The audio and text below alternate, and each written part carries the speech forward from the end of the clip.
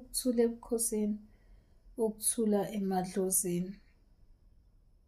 Kubalulekile ukuthi umuntu athwasiswe ngale ndlela le abona ngayo yena, aboniswa ngayo.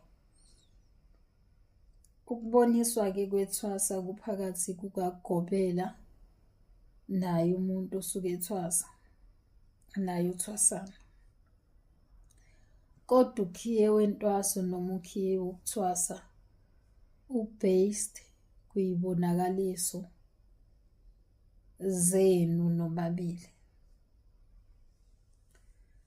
Kubalulekile ukuthi ukuze into eniyenzayo ilunge, ukuze into eniyenzayo izolunga, kulandelwe ukuthi ithongo lalo muntu lifuna ini.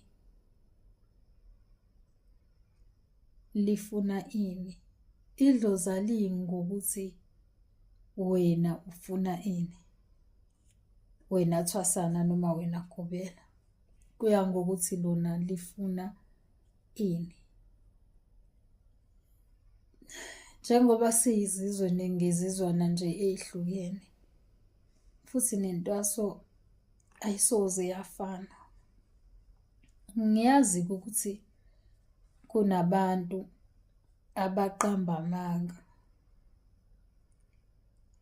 ngoba omunye umuntu ebone omunye ezela ngendlela ethize, naye bese efuna ukwenzelwa ngaleyo ndlela.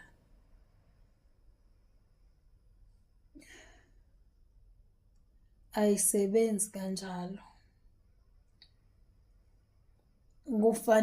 Yikho kufanele nawe uma uthwasisa nothwasayo, ovukile nesibonakaliso, omunye nomunye asikhulekele.